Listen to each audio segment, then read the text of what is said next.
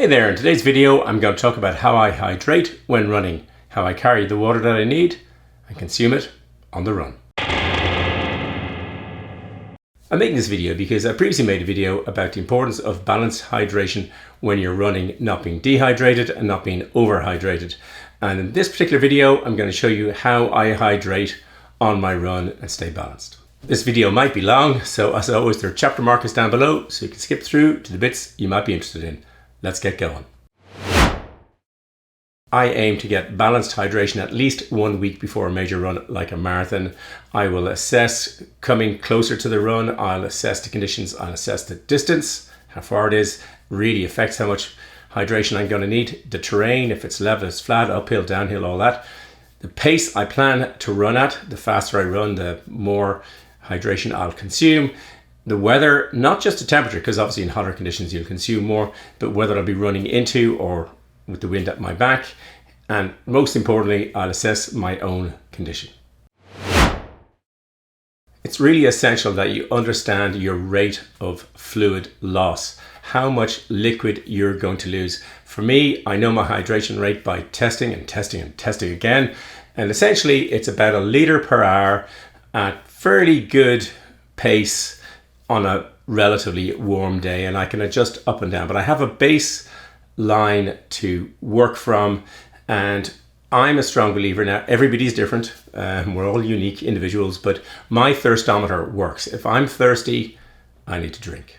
The British Journal of General Practice in 2006 says, drinking according to the perception of thirst appears safe. That's what I do. I drink when I'm thirsty. I will drink in advance, knowing that there might not be a water station for quite some time, but I won't overload beforehand. Everybody's different, but certainly that drinking according to the perception of thirst appears safe is a rule I run by. They also say that specific advice on hourly volume intake is ill-advised, but with typically between 400 and 800 milliliters per hour. Now, if I'm burning 1,000 milliliters per hour, I'm putting out more than I can take in. And I think that's fairly typical. But again, you need to test on your own bodies and see what works best for you. As well as losing water, we're losing various minerals, sodium, chloride, magnesium, potassium, calcium. They're the main ones. And if you're out for a long time, certainly over an hour, you might need to consider, are you going to supplement the electrolyte balance and how you're going to do that. And again, you have to test, you have to calculate. I will also assess my electrolyte balance loss, and I will have different ways of replenishing it. If I'm running self-supported where I have to carry my own water, I might carry one of these with just water and the other with something dissolved in it. This is a Hydrate, a local product, and I might dissolve one of those inside in it. I do that. If I'm running the next marathon I'm running, there's water supplied and humid gel, and I won't be having the humid gel, and then I need to supplement, and so I might bring a supplement like this. I think these are saying this is multi-salt, and they're saying take 1 tablet per hour, and again I will assess what's on it, so that will replace sodium chloride, magnesium, potassium, I think calcium, various other things. So depending on how much I need, I think they're saying take 1 per hour, so I would certainly, they're lightweight and easy to carry, but certainly I'd have a plan to how to top up my electrolytes. Most marathons that I run in, there's water provided, so I just check where the stations are along the way and what type of water and electrolytes and all that is. So I check all that in advance. There have been an odd one I've missed because I've been on the wrong side of the road, etc. But generally try and prepare properly for that. Most of my runs are in the urban area. I live in the centre of Dublin, so I can stop and shop nearly anywhere. I can just stop and go in. I'm always amazed to see people carrying a lot of water with them and thinking, you know, you could just go into a store and just get some. However, it's important to check that the stores will be open, so that there's 24-hour stores around the corner from me. Some are, some aren't. But if I was running in rural France in a town in the middle of the day, try to go into a store, forget it, they're all closed. So checking that sort of stuff. Water fountains might be available, but again, will they be working? Certainly in Ireland, every town used to have a parish pump. I think most of them no longer work anymore. You can stash water along the way. I did that in an unsupported marathon I did during the pandemic. I hid some water in a pipe in the docks. I don't like doing that. I don't trust it. On that particular day, there was 2 of us running and there was nobody around. It was the pandemic. But I certainly wouldn't be hiding water in bushes and things like that. I don't think that's particularly reliable. And certainly I wouldn't be stopping in streams and rivers along the way, certainly not in Ireland, because of agricultural effluent and all that. So yeah, you need to plan it. Obtaining it is great. You can obtain it along the way, but you need to plan as to how you're going to obtain it. It's really important that the water that you drink is safe. There is tap water here. I can go on to the Uisce Éireann or Irish Water website. I can put in my postcode or air code as it's called in Ireland, and it'll tell me all about the water quality. I think it's 100% in all their categories here. Maybe it's a case of they would say that, but anyway, I've been drinking for 20 years, it's been okay. But in the States, CDC, I think, look after water. But there's various water around the place, but you've got to figure that out. If you're going to get bottled water, again, I would certainly go for flat water. If you drink, personally, I love sparkling water, but I think if I drank it on a run, I'd just get, well, gas. It's also important to know where the water is stored. If you're buying bottled water, there have been people who have died of Weil's disease. So yeah, just checking that the water that you're going to put in is good quality is really important. I have lots of different ways of carrying water.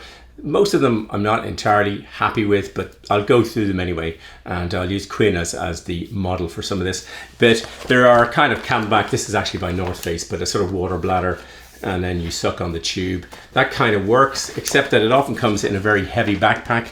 So even though this is a lightweight by North Face standard backpack, it's really heavy. There's so much stuff that's just adding weight for carrying. Yeah, it's just way too much for me. Now, if I was going a long distance and I had to carry other stuff, maybe a tent or something else, maybe. But for most of the runs I do, that's kind of overkill. And a lot of the bits of that backpack are just too heavy for what's required. One advantage of a small backpack is you could carry an iPad or a small computer if you wanted to, but rarely would I go to work and then run home with that. That's not really what I would do, and certainly wouldn't be running long distance. I would much prefer to use a Salomon vest. This is a 12 litre and a Advanced Skin 3. I don't use this one very often because I don't need to carry 12 litres of stuff. What I prefer, one that I really like, this is the, I made a review of this. This is the, I think, Sense Pro 5, and lightweight. And then the bottles, which I have lying around here, these slide into the top. And again, the water's quite close to you. So that is a solution I do like very much. This is the flip belt, another way of carrying things. It wraps around your waist, you just step into it. It works for the most part. This one is zipped. I also have an unzipped one. And there's a zipper on this one so you can put a wallet inside it. But there's also slots to carry water, and there are these are water bottles you can get. These are 150 ml or 5 ounces, slightly curved around your waist. They have a very uncomfortable top on them. But the worst part is they bounced out on me a couple of times. So again, yeah, flip belt isn't one for me from a water point of view. You can use shorts to carry it. This is the Ultimate Direction Hydrates. I don't like these. These caused me to bleed a couple of times, very bad chafing on my legs. But they also have these hard plastic bottles, which I really don't like. I much prefer the soft bottles that crumple up once you suck the water out of them. But it has some of those you can put in. But again, these aren't shorts that I would recommend. And I don't like the hard bottles. I suppose it's all very well saying what I don't like. What do I like? Well, I really like these shorts by Janji. I have 2 pairs of them. I've got a brown pair that I'm wearing at the moment. And these, and again, I've reviewed shorts. But these have, first of all, they have 2 slots in the leggings, in the liner, that you can put a phone in or whatever you liked. But in the back, there are 2 pockets that are very easy to reach, really, really easy to reach. So I have a lot of these in different sizes. So this one is 150 ml, 5 fluid ounces, and these will easily slot down in the back. So you put one either side and just pull them out as you're on the go. And I did a marathon where it was back in the pandemic and there was nobody around, but I put stores of bottles in the car and would come back and just replenish. But that is really good. I could carry everything I wanted, the gels and a couple of water bottles, and to get me easily an hour out of those Janji shorts. Great shorts. One solution that I came to by accident was I was running with this top and a vest that was giving me grief, and I was wearing a pair of these, which are So Running Elite Speed Shorts 3. And I actually found that by taking one of these bottles, and when it wasn't fully full, when I drank a bit, I could actually stick it down the trousers and have it hanging out. And that worked surprisingly well, because the the tights are, well, they're tight, and that actually worked really well. Yes, the water was warm, but it was welcome. So yeah, that was something that I would actually do that again. I'm going on a non-supported run. Certainly that's a method I would use, and I found it really easy, because one of the things you don't want is the bottles to be bouncing up and down. And another solution that I've tried, I have not actually made this work completely yet, and I'll tell you why. So I tried, this is by Castelli. It's a cycling jersey. I went to a cycling event, and I bought this, and because this has 2 pockets at the back, so you can put stuff down the back. Now I've had frozen shoulders, so I find it very hard to reach into the back, but that was a way I had of adding more water capacity. The other thing that I really liked about this, there's a zip down the front. But if you are going to go down that route, I typically take a medium. So go to a cycling store, and I bought this. This is really tight on me. So this is medium, fits okay. This is 2XL. So yeah, the 2XL.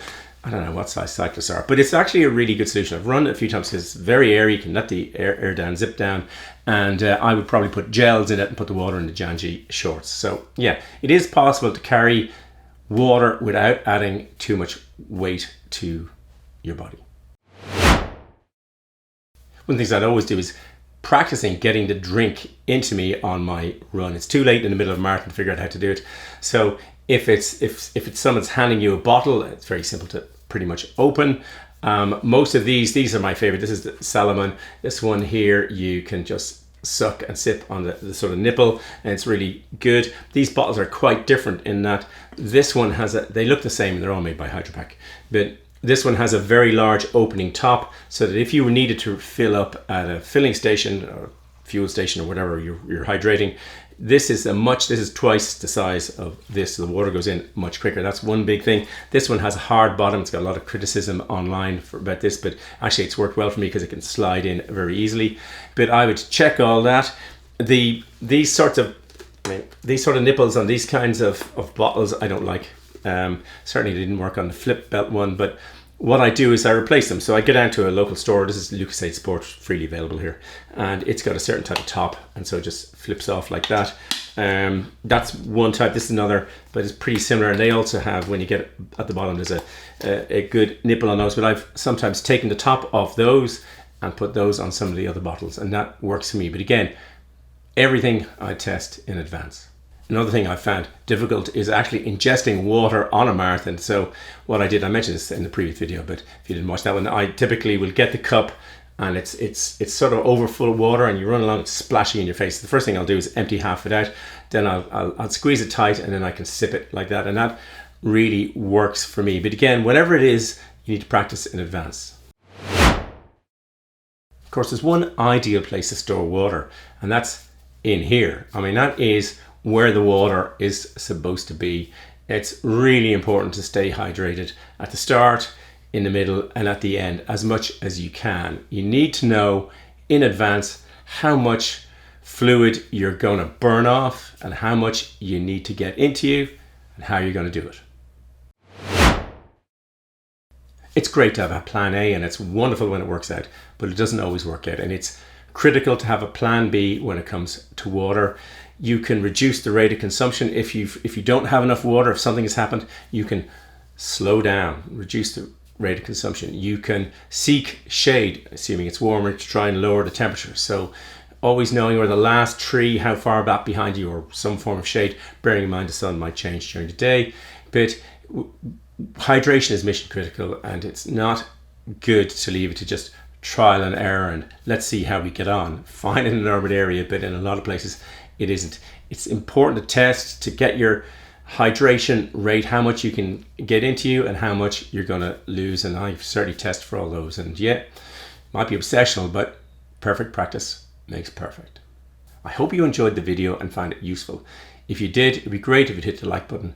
As always, there'll be lots of stuff in the description below, and I'll happily answer any questions you put into the comments. There'll be a big blue subscribe button popping up there, and stay videos there. Thanks for watching. Until the next video, just keep running along. Oh, that's made me thirsty. Vit it.